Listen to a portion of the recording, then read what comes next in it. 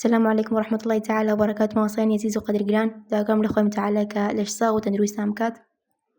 مواصل سباردو بوستي كلا كنال داتانا وديوكا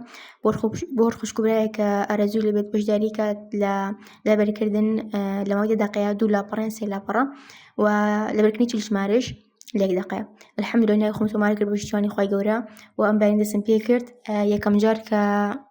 لبركنا كم كت راسنا قش من جام بلام بيش ما خوي جورا بس تمشي الله زات ريشكم دوم جار كردم قش مدو لا برا يعني هستي كم بو أو هستا أو دقائق لبيناكم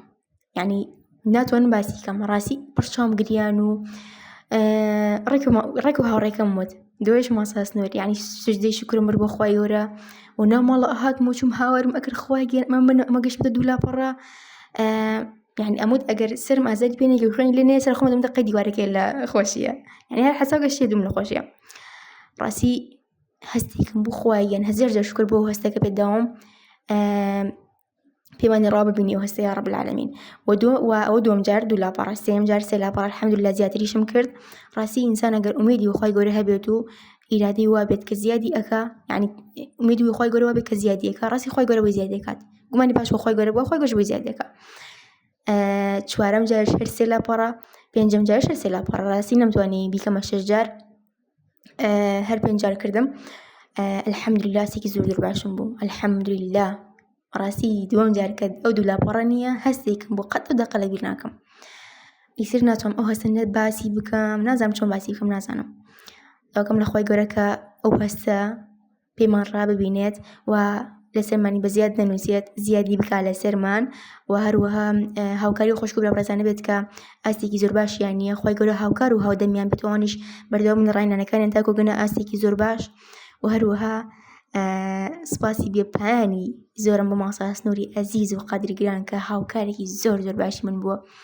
يعني لو أنا نجار مال قسيان كردويت بأميديان كردويتم كانت توسد ورناقري لم كورسا هالباركة زيادة وطبعا همو كسيك توش يخصانيتو يصير زورت الطن بمبي رنا أنا كان بو خواجري وابو قريام وبانيانو أما نخرب مرنا أنا كان نم مصاص نور نرد مصاص نور أميدي بين بخشية وتتسارع يعني روجك يوش إن شاء الله روجك يعني أجيت أستيك فيدباك أنيري يمرك فيدباك بوينار قسمتك يكرت ها بيرتا وتنباش أويت وتباش بويت الحمد لله خواي كان فضل ورحمتي توي بسر معنا راسي حموي يعني فضلي خواي قولي هيجي أزاتي خماني الحمد لله خواي كان يعني نازانم مش كون قصبكم راسي من نطلب خوشة ناتوانم شو باسيبكم